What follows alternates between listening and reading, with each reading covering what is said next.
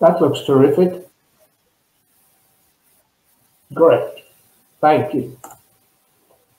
Well, hello everybody, whatever time zone you're on. I'm delighted to be talking to you today. I want to talk to you today about stakeholder capitalism. As HR professionals, what do we want? We want motivated employees who are working for a company in which they believe, a company that's doing good and is trying to make the world a better place. And I believe that stakeholder capitalism is the answer. I'm going to talk about it as to why and how HR can be a prime mover in adopting it and to make their lives and everybody else's lives better. Firstly, I need to contrast stakeholder capitalism with the prevalent model at the moment, which is shareholder capitalism. Now, shareholder capitalism has been growing into discontent over the past probably 20 years. That's been exacerbated by the pandemic as people have begun to question, what am I doing? Why is my life upset like this? Who can I trust to help me get out of it? What can I be doing? And what they're seeing is that they're not getting the right responses from business as to how they can work. So what's gone wrong with shareholder capitalism? Well, when it was really first talked about in 1970 by an economist named Milton Friedman, he said the singular purpose of shareholder capitalism is to maximize profits. Nothing else. And if you do that, you will provide enough wealth, which will be good for everybody. Unfortunately, over time, what's happened is that trust has been abused. And we're paying the price for that now in a number of ways. You can't open a paper today without seeing a corporate scandal somewhere. They are intense and they're everywhere, and they happen small and large companies. And they're basically happening for two reasons. One is sheer greed, where companies either cheat customers, they cheat employees, or they cheat the state to maximize their profits so that that money can go to the shareholder and not be spread around evenly. Or, in some cases, the corporate scandals are coming from the sheer abuse of power, which we're seeing more recently with scandals like the Me Too issues, where clearly executives are abusing the power that they've been given. But what this is doing, these scandals and the disrepute that shareholder capitalism is bringing, it's reducing the share of gross domestic product that's going to labor. Across the world, in every country, the share of gross domestic product that labor is receiving is reducing, and the share that's going to shareholders is increasing.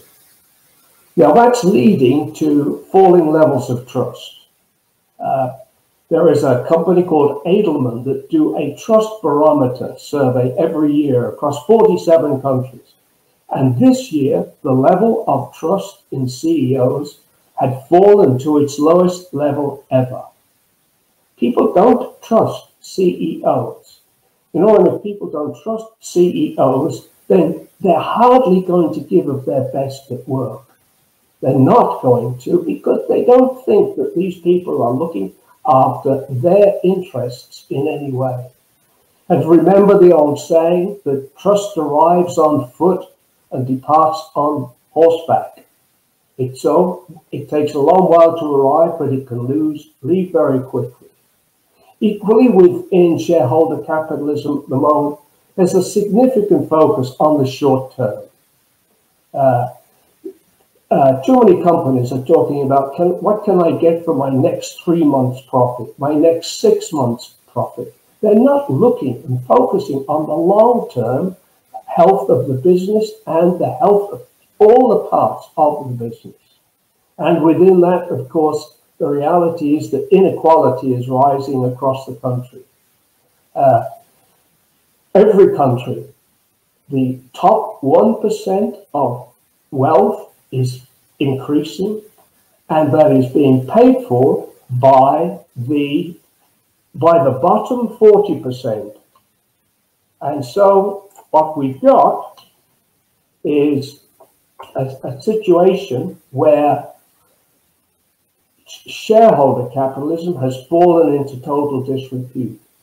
I believe the answer is stakeholder capitalism.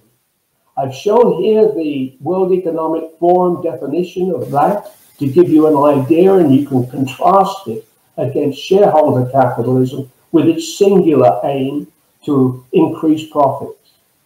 Stakeholder capitalism talks about engaging all stakeholders in shared and sustained value creation. So not just shareholders, but across all stakeholders, and the value should be shared, and you're looking for that in the long term, not the short term.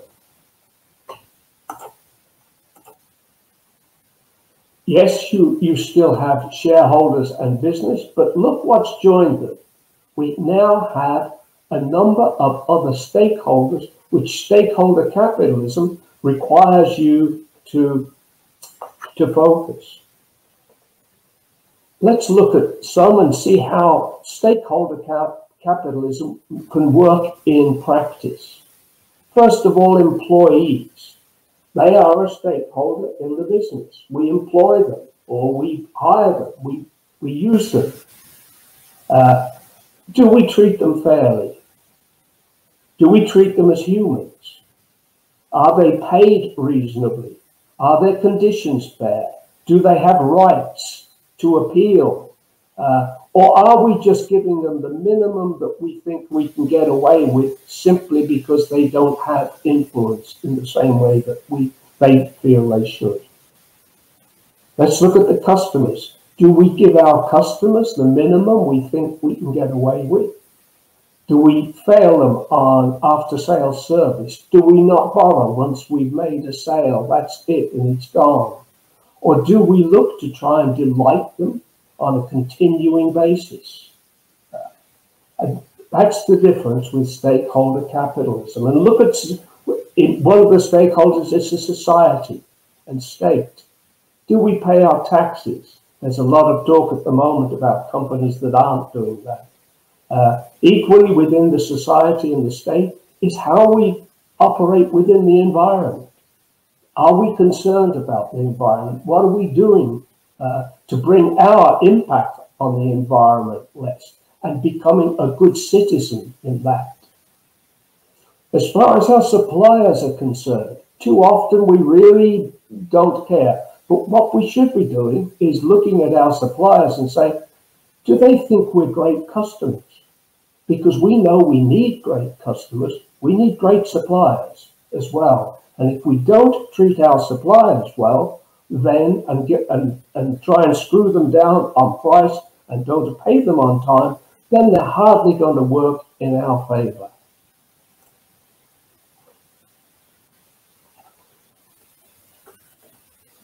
So it's very different. Stakeholder capitalism is very different to shareholder capitalism. And it's not the only pressure at the moment that is on shareholder capitalism. There is another impact that is having a great significant force on the way that companies operate. And that's the rise of what's called ESG investing.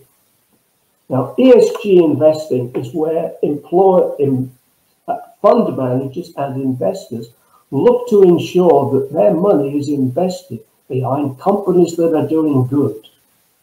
They are avoiding more and more companies that aren't looking after the world, aren't looking after the planet, and aren't looking after their employees.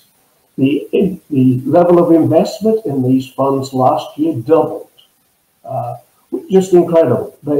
really taking off. They've gone from 1% of total investments to over 25% in just over 5 years.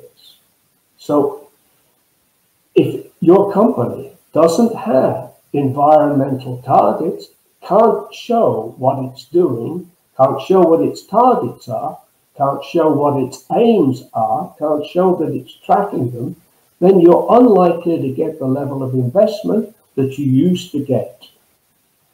And social investment is a newer form that is also increasing. That is where the investors look to see how a company is treating its employees.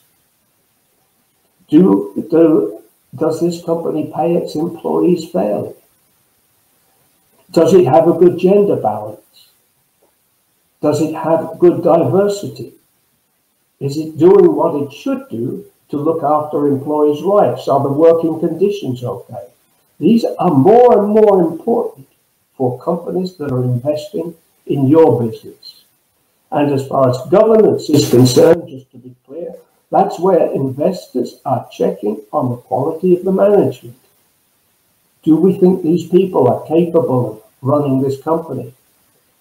Can they invest our money well? Do we trust them? Are they open? Are they honest?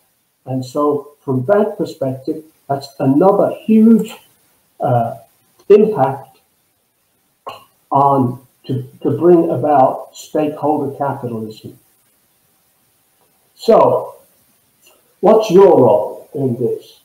I think you got to help to build the business case for adopting. We can't stand still, and if you want motivated employees, and if you want to be able to recruit the best people, younger people are going to expect that you are doing all of the things that we've been talking about. Well, I could tell you lots of examples of wonderful companies that are doing great things to be fair stakeholder capitalists. But you've got to do the research that applies to your business. I do encourage you to check out B Corp for some helpful resources. You can see on the side of the screen what B Corp is a bit. They are using business as a force for good. And any company that wants to be a B Corp has to be certified. They have to be approved. Now, B Corp started in 2006 in the United States, but it's spread widely since then.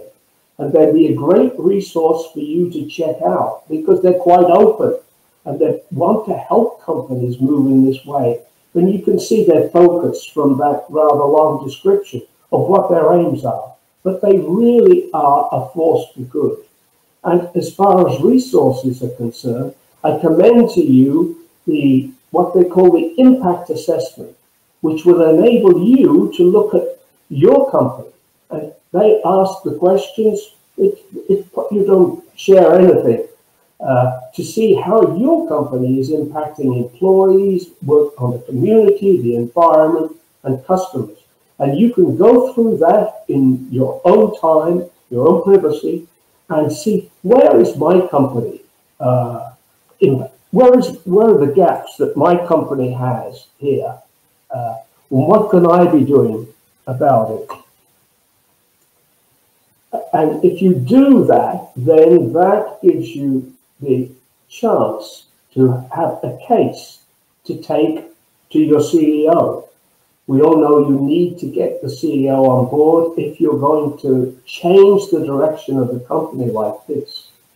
But people have said to me, well, I can't always get a CEO to do what he or she should be doing. If not, well, then find a divisional director, a country manager who you believe would come on, and then you can start small, which is often the best way on this. Pick your battles that you can win and make progress, and as you do that, it will pick up pace. Clearly, not that I need to tell you, but this is a deep change for people, and your employees have to be involved in just about every aspect of this. They have to help you establish your sustainability targets. They have to help you measure them, monitor them, because you want them involved in this. That's where their motivation will come from. That's where they will be proud to be working for your company, so that they can look to delight your customers more, and to work with suppliers to ensure that your suppliers are equally focused on you becoming a good example of stakeholder capitalism. So I think there is a real chance for you to gain a competitive advantage here if your company can embrace stakeholder capitalism. I thank you for listening to me, and I wish you all success.